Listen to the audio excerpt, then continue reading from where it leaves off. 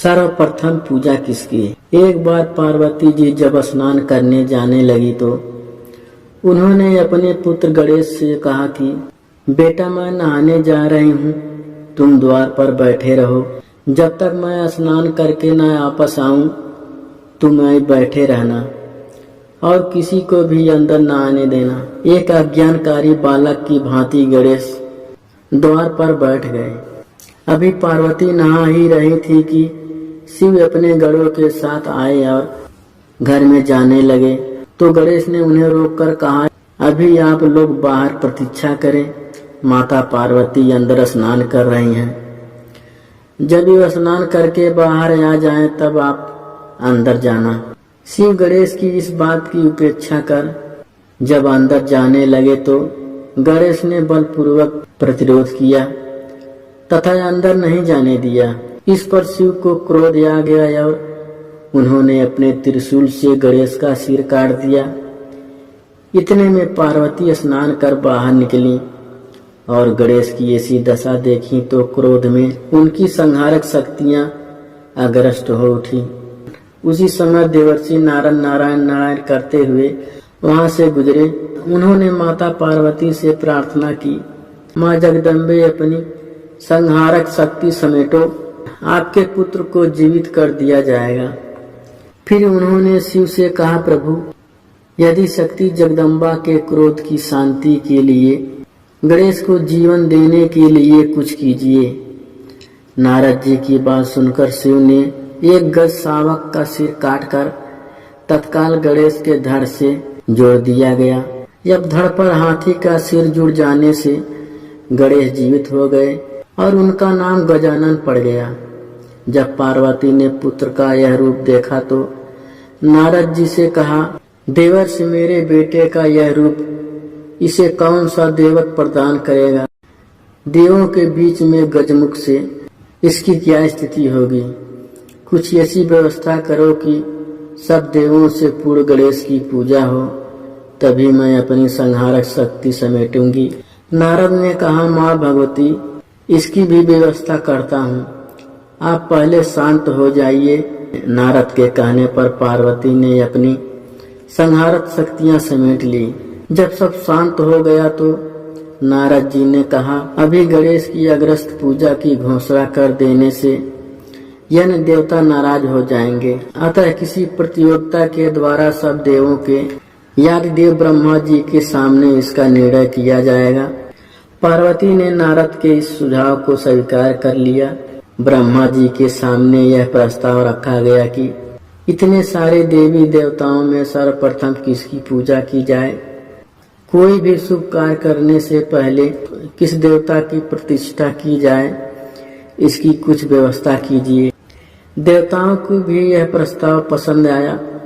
सबने कहा, हाँ ऐसा हो जाए तो ठीक होगा। लेकिन कोई भी देवी देवता इस बात को लेकर रुष्ट नहीं होगा कि मानव ने पहले मेरी पूजा नहीं की। ब्रह्मा जी ने कहा, तुम्हारा प्रस्ताव उचित है। नारद जी, तुमने ऐसी समस्या रखी है तो तुम ही कोई ऐसी योजना बनाओ कि जिससे निर्णय हो सके कि किस देव की उग्र पूजा की जाए।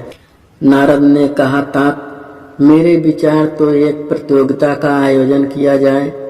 देवी देवताएं अपने अपने वाहन पर सवार होकर इस पृथ्वी की परिक्रमा पूरी कर सबसे पहले आपके पास आ जाए, वही उग्र पूजा का अधिकार हो। देवर्षि नारद के इस सुझाव को सबने स्वीकार किया। ब्रह्मा जी ने भी स्वीकृति दे दी। सब देवता अपने अपने वाहन पर सवार होकर पृथ्वी की परिक्रमा करने चल पड़े। गणेश जी अपने चूहे पर सवार हुए, वे ही सबसे पीछे रहे। उनकी सवारी चूहा यानी देवताओं की सवारी का क्या मुकाबला करता, पर प्रतियोगिता में भाग तो लेना ही था।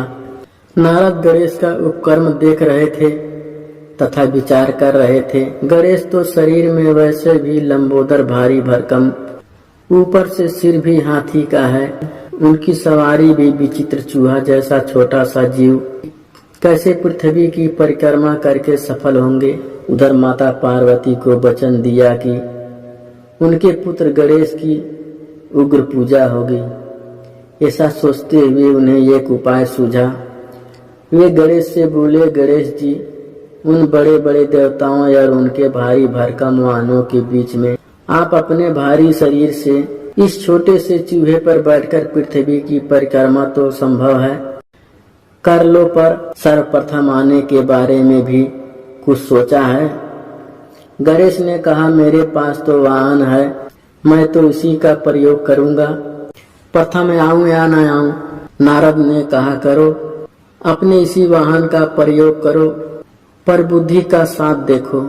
यह सारा विश्व ब्रह्मांड प्रकृति और पुरुष में समाया है और यह सब कुछ राम में रमण कर रहा है।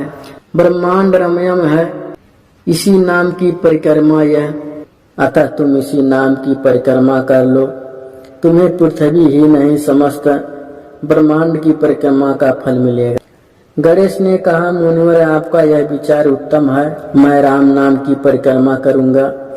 यह कहकर उन्होंने भूमि पर राम राम लिखा और अपने मूषक पर बैठकर उस नाम की 3 बार परिक्रमा करके ब्रह्मा के समक्ष जा खड़े हुए।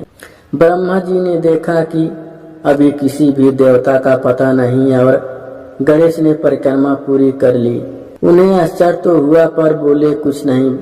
बाद में जब सारे देवता परिक्रमा करके आए तो ब्रह्मा जी ने कहा, देवो, आप लोग एक एक करके आते रहे, पर यहाँ तो गजानन सबसे पहले मेरे पास पहुँचे, इसीलिए उग्र पूजा का अधिकार इन्हें ही मिलना चाहिए। अन्य देवों ने आपत्ति की कि प्रजापति, यह कैसे हो सकता है? गणेश भला इस चूहे पर बैठकर सारी पृथ्वी की परिक्रमा पर कैसे सबसे पहले आपके पास आ सकते हैं? लगता है ये परिक्रमा करने गए ही नहीं होंगे, प्रारंभ से यहीं बैठे होंगे। जब देवों ने उसे असत माना तो नारद बोले, हे देवों, यह सत्य है, आप लोग तो भौतिक और स्थूल की परिक्रमा करते हैं, पर गणेश ने तो उसकी परिक्रमा की जिसमें यह भूमंडल ही नहीं बल्कि सारा विश्व ब्रह्मांड रमण कर रहा है। उस राम नाम की 3 बार परिक्रमा करके ये त्रिलोक की परिक्रमा कर सबसे पहले पहुंचने वाले हैं, इसीलिए इन्हें विजयी घोषित किया जाता है। ये प्रथम उग्र पूजा के अधिकारी हैं।